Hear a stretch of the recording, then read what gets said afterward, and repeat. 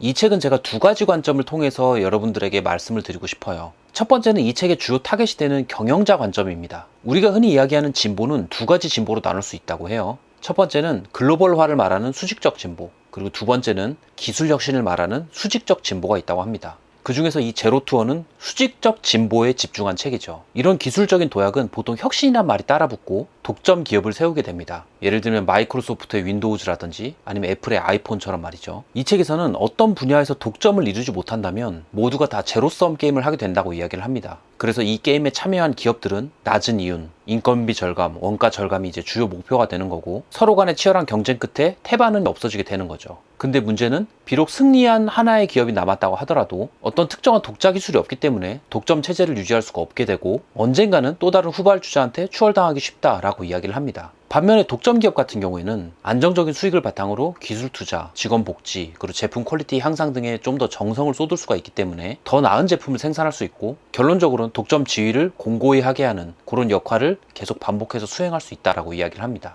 우리는 보통 독점이 나쁜 것이라고 생각을 하잖아요. 근데 이런 전제가 성립이 되려고 한다면 세상은 큰 변화가 없어야 된다고 이야기를 합니다. 근데 실제로는 우리의 세상은 우리가 생각하는 것보다 훨씬 역동적으로 변한다는 거죠. 그래서 옛날에는 IBM이 독점 기업이었지만 그 이후엔 마이크로소프트가 되고 그 이후엔 애플이 되는 것처럼 우리가 생각하는 것보다 혁신이라는 것은 훨씬 역동적이라는 거죠. 게다가 정부에서도 이런 독점 체제라는 게 무한정 규제에서만 될 문제가 아니라는 걸 인지하고 있기 때문에 독점을 배척하기도 하지만 또 한편으로는 특허권을 통해서 독점 권한을 부여하기도 한다고 합니다. 그래서 어떻게 독점 기업을 만드느냐에 대한 답변으로 이 책에서는 독점 기업은 4가지 특징이 있다고 해요. 독자 기술, 네트워크 효과, 규모의 경제, 그리고 브랜드입니다. 여기서 가장 중요한 핵심은 이거죠. 어쨌든 간에 독자 기술을 가지고 있고 중요하지만 잘 알려지지 않은 분야에서 이 독자 기술을 전개할 것. 이게 핵심입니다. 단, 작게 시작하는 게 포인트라고 하네요. 그래서 예를 들어 보면 페이스북 같은 경우에는 초기에 하버드에서 같은 강의를 듣는 학생들을 대상으로 만들어진 게 점점 범위를 확장해서 지금의 위상을 가지게 된 것이고 이베이의 경매 시장 또한 초기에는 봉제 인형 애호가들로부터 발전하기 시작했다고 하네요. 조그만 범위에서부터 점점 독점 범위를 넓혀나가기 시작했다는 거죠.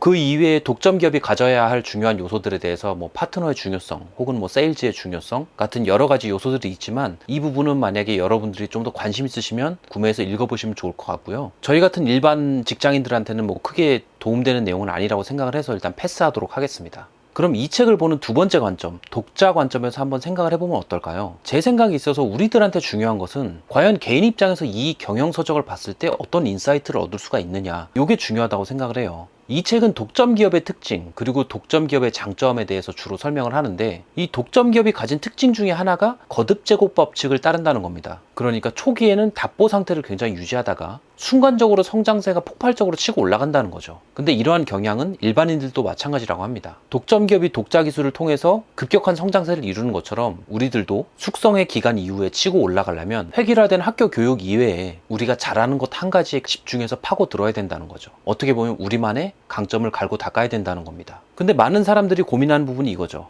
내가 잘하는 게 뭔지 모르겠다. 그럼 어떻게 하지? 이 책에서는 숨겨진 비밀이라는 단어를 사용합니다. 독점 기업이 적정한 분야를 찾듯이 우리 개인의 입장에서도 남들은 무시하지만 중요하거나 혹은 발전 가능성이 큰 분야를 하나 찾아서 집중적으로 파라는 거죠. 그 분야에서 전문가적인 역량을 쌓으라는 거죠. 이런 내용들을 읽고 나니까 저는 문득 제 입시 때가 떠오르더라고요. 그때는 제가 이런 생각을 했어요. 왜 모든 대학들은 과가 다 비슷할까? 왜 보석세공이나 무대 디자인과는 전문대에만 있을까? 그래서 제가 고3 때는 굉장히 특수한 과 위주로 검색을 했어요. 전국에 몇 개 없는. 그래서 결국 지금의 학교로 오게 됐는데 나중에 알고 보니까 이름만 바뀐 사기극이었다는 거를 제가 2학년 돼서 알게 되었습니다. 아무튼 남들과 똑같이 해서는 우리는 무한 경쟁에 뛰어들게 되고 여기서는 최상위 엘리트가 아닌 이상은 경쟁력을 가지기가 어렵다는 거죠. 우리가 속한 직장을 생각하더라도 정년까지 가는 것조차 어려운데 이제 또 100세 시대지 않습니까? 우리가 좀 깊게 생각해 볼 문제가 되는 거죠. 그렇다면 개인의 입장에서 어떤 독점을 할 수가 있을까? 이 물음에 대해서 저는 개인적으로 가능하다고 생각을 합니다. 오히려 장점도 있다고 봐요. 기업이 아닌 개인이 움직일 때 고객들은 기업이 아닌 사람을 보기 때문이죠. 기술과 역량, 커리어로만 사람을 판단하는 게 아니라 사람을 보기 때문에 기업보다 더 고유한 개개인의 브랜드를 만들 수가 있고 이런 브랜딩이 영역을 확고히 할 수 있는 원동력이 될 수 있다고 생각을 합니다. 우리가 어떤 가수의 노래를 좋아하다가 가수를 좋아하게 되는 것처럼 말이죠.